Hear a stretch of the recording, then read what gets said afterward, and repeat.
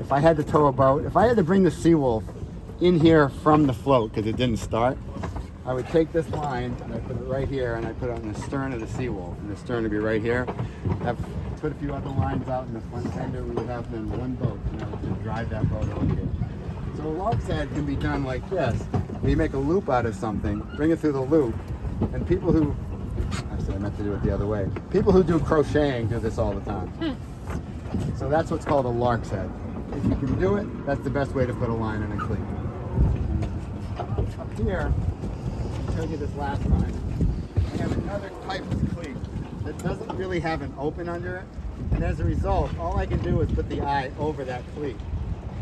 So that's what I do. The problem is, I like to buy lines with big eyes so that I have room, you know, to do stuff. So that one right there, if I tried to push that through there, it's just not going to go through. So I'm going to put this over the cleat like that, but I want to make sure it's secured. So now I'm going to take and wrap it like this and wrap it like that, because now it's not going to come off of it. Make sense? There's no name for that. As far as I know, I invented it. I've never seen anybody else do it, so I don't know. We'll call that, if Brian gets his rock, we'll call that the Abbott hitch. It sounds so official. All right, now, can you all see what I'm doing right here?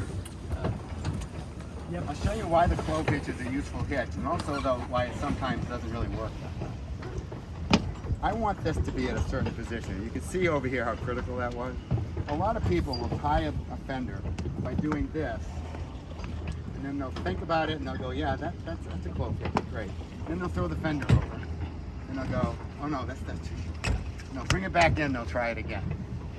All you have to do with a clove hitch is say, I want that fender right there. Go over the rail. It's right here. Well, you got to go around the rail. There's nowhere else to go, so you go around the rail. And then you say, what would keep that from dropping if I do this? If I do this, it doesn't keep it from dropping.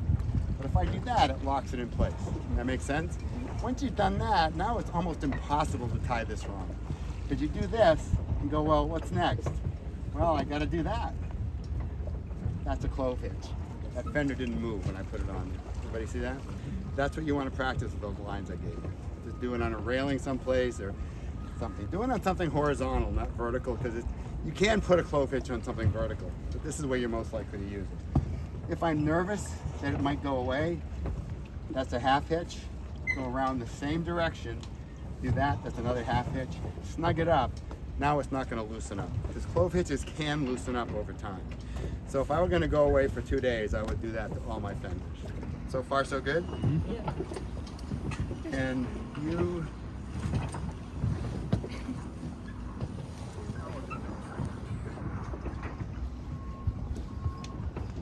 $11.40, am I okay? Yeah. All right, I'm going to show you the king of knots, folks. I'm going to show you the way I would tie it, and I'm going to show you the way most people tie it. Either way works, okay? Everybody here right-handed? Anybody left-handed? I can do a left-handed too. Hold it like this, okay? Bitter end. Standing end. Take your right hand, go over the other side, and then act as though you're starting a car. Turn the key, then you'll have the loop in the right position. You need a loop for a bowline. The problem is, it has to look like that when you start. And some people, when they're not sure what's going on, they do this. They go like this, and they say, yeah, there's my bowline. And then they go, yeah, let's just walk away from that. The only problem with that is, it's not a knot. Make sense? A knot's something you tie in the line itself. So the bowline is the most useful. So what I do, when I put my hand over here like this, when I do the twist like that, it automatically puts that loop in the right place. Everybody see what I'm doing there? And I think of it as like, you pinch this, you do that. I can tie this with one hand, because in the Navy you have to learn how to tie a bowline with one hand. So if you're in the water, you can hold on to something else. My father was in the Navy. When I was a kid, he showed me how to do this. So I can do it with one hand if I have enough line. But it's kind of clunky and it's a little hard to see what I'm doing. So here instead, I'm going to say, you need a line tied around you. You do this, do that, put the loop in there, go behind, come back down through. That's a bowline, and that will never come loose if it's under strain. It will sometimes come loose if it's not, but that you can get. I'll put my life on that. It'll get me up out of the water. The beauty of that knot is you can take it off. And you can take it off, they call it breaking the neck. you turn it over, you push down on that part, the whole knot loosens up no matter how much strain there was on it, and then you can take it off. So a good knot is one that holds, that's easy to tie, and that you can take apart. Make sense? So you're going to practice this one as well. And I gave you that in that slide. I have a picture like this, a picture like this, a picture like that. In fact, I might have just done it like this. And the key thing is this: if you're right-handed, just grab that standing part and twist it clockwise. Okay? If you're left-handed, you might want to do it in the other direction, in which case you twist it the other way, but you're still going to come up through from the left this time instead from the right. So I wouldn't practice both ways. Just if you're right-handed, always have this, the bitter end, always have that in your right hand. So far, so good? So, does that, comes around like this, comes through here like that. Now my feeling is everyone should know how to tie this, and it's so easy to do, it's easy to learn. I have a friend who's a judge. I have shown him how to do this probably 100 times. He still can't tie a boat. He's not stupid, he's a judge. But I don't know what it is about, he just doesn't have the perception or whatever. When you're done, it's kind of pretty. You look at it, it looks like that. So far, so good? Now, the other knot you might want to put in a line is what's called a stopper knot. In other words, you've got this thing and it's in something and it's going to go like this, and you want to prevent the end from going through. Does that make sense? Now, one stopper knot is just an overhand knot. You just do that. But that's not a very good stopper knot, and it tends to jam. So instead, we do something called the figure 8 stopper knot.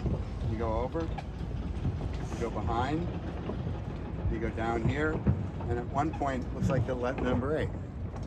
You do that, pull it up like this. Now that'll stop it from running because it's bigger than the line itself is. And it's easier to take apart. You have to push that down here, loosens that up, and it comes apart. Got it so far? I need another line. So there's a green one right back there. Just take it off the cleat and bring it up for me.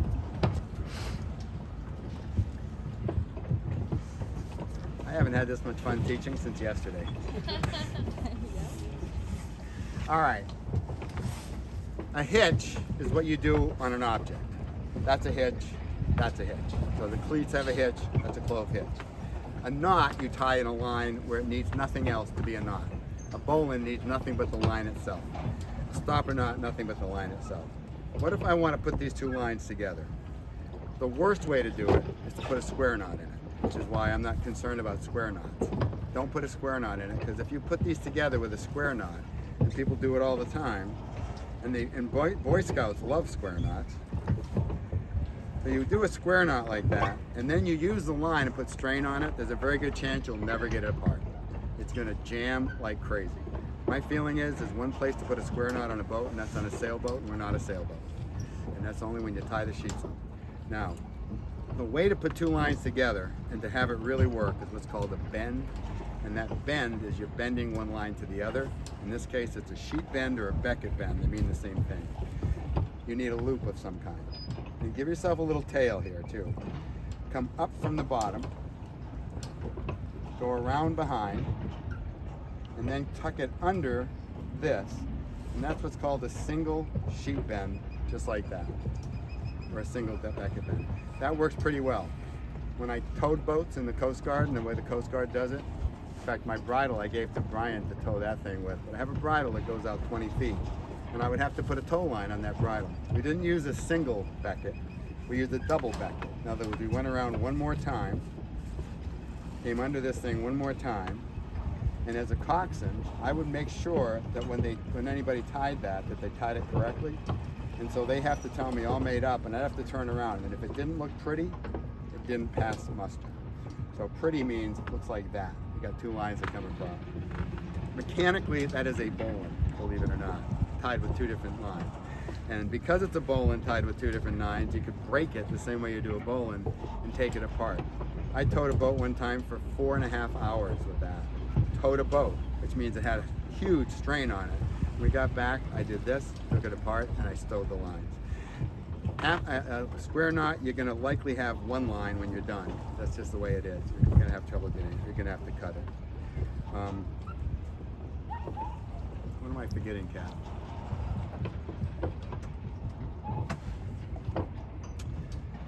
Those are the important knots. Something else I'm forgetting. Oh, a round turn and two half hitches. Okay. So let's just say you want to tie something and you really want it to be secure, and you're thinking a clove hitch is not going to be secure enough. This is a turn. This is a round turn. A round turn and 2 half hitches is you do a round turn and you type 2. You have 2 half hitches. Now you notice when I did that half hitch, I came around and through. What I want to do is go around the same way. Don't go under and through. Go around and through the same way. So I got 2 half hitches, and again, side by side, just like that. That's never coming off of it. Make sense? So it's a pretty good way to tie something to like a post or a column. And an anchor hitch is the one I showed you before, is when you make a full round turn, but you tuck the line under here first. When you tuck the line under here, and then go around, now you put your anchor on, and the reason you do that is never coming loose. Your anchor might still come off. You might wear through, rub through the line or whatever. That's the knots you need to know, okay? The reason I gave each one of you those little things is because I know it takes practice. And so I want you to practice, and next time I want to see everybody tie. Make sense? I also have some rails that I made up, I gave to Brian, so we can practice our clove hitches on those rails. And I think for now, that's it for the lines. This is braided line, by the way. Wait, do we get the block of wood, please? You can take that home. Sure. Oh, can we? Yeah, I think because it's 10 minutes, so you guys can go up and wrap things up. I don't have anything.